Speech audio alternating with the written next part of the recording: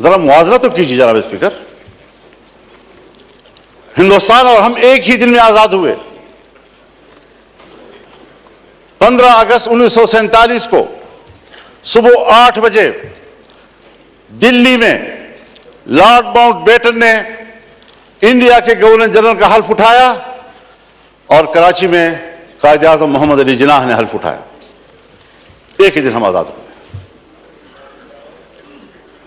आज वो दुनिया की सुपर ताकत बनने के ख्वाब देख रहा है और हम दिवालियापन से बचने के लिए भीख मांग रहे हैं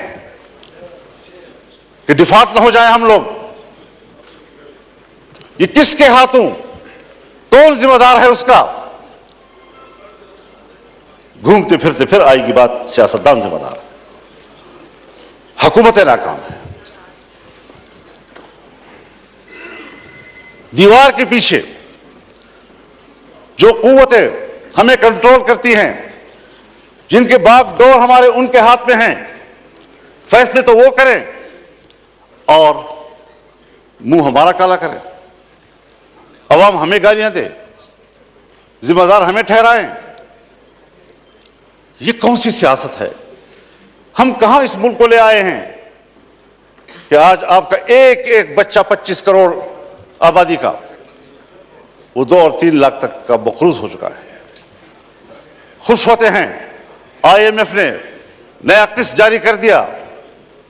नया किस्त 1 लाख 1.5 लाख का करोड़ 1 अरब 1.5 अरब का होता है, लेकिन आपको कर्जे कितने देने हैं? अपनी सलाहियत किधर है हमारी? हमने मुल्क को जुमूद का शिकार बना दिया है और कौमें जब जुमूद का शिकार होती हैं तो फिर वो गिरती हैं, वो तरक्की नहीं कर सकती। फिर जरा हिसाब लगाएं। जिस हिंदू को हम सारे अलकाब देते हैं, सारे बुरे अलकाब उनके, सारे अच्छे अलकाब हमारे, लेकिन नतीजे के लिहाज से कारकर्दगी की बुनियाद पर जरा उसका भी तजिया कर ले, अपना भी तजिया कर ले। घर में बैठे हुए हैं हम लोग, हम अवश्य से बात कर रहे हैं, क्यों एक दूसरे से बात छुपा रहे हैं? ये सारी वो चीजें हैं। हमने मुल्क हासिल किया इस्लाम के नाम पर। आज पाकिस्तान दुनिया में एक सेकुलर स्टेट का रूप धार चुका है। कहां है ला इलाहा इल्लल्लाह? 1973 में हमारा आईन बना, 1973 में इस्लामी नजरियाती कौंसिल बने। 1973 से आज तक तमाम कवानीन का जायजा लिया गया। अगर कोई खिलाफी इस्लाम कानून मौजूद है तो कुरान और सुन्नत के मुताबिक कानून की सिफारिश की गई, सिफारिशात की रिपोर्टें ऐवान में आ गई, लेकर दी गई। कोई आप एक निशानदेही बहैसियत स्पीकर कर सकते हैं कि सन 1973 से लेकर आज तक उस काउंसिल की सिफारिशात पर इस पार्लियामेंट ने एक कानूनसाजी भी की हो? एक। इसीलिए कि जिन लोगों को ऐवान में लाया जाता है, जिन लोगों से ऐवान भर दिए जाते हैं, उनको कुरान सुन्नत से कोई दिलचस्पी नहीं है, पाकिस्तान के नजरिए से कोई दिलचस्पी नहीं है।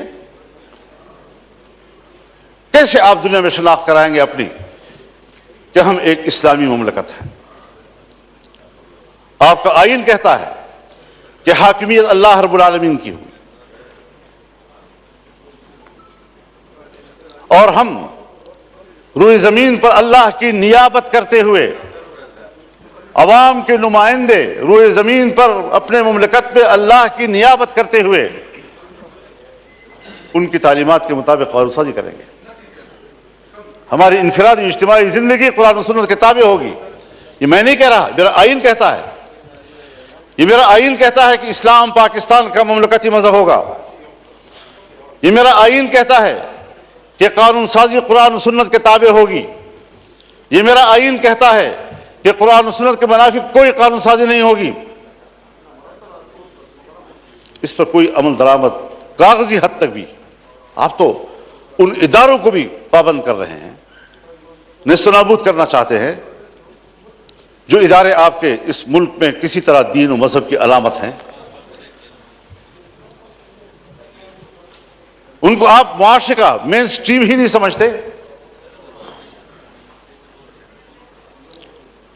तो जिस नजरिए पर मुल्क कायम हुआ था 75 साल में, उसका भी जरा हिसाब लगा ले आप कहां खड़े हैं।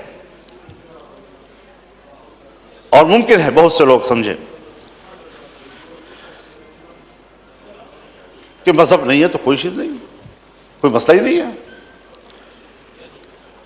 लेकिन बहुत से लोग हैं जो जमहूरियत की बात तो करते हैं, मजहब की बात भला ना करें, जमहूरियत की बात तो करते हैं। तो हम सब मिलकर सोचें जरा कि जमहूरियत किधर है हमारी।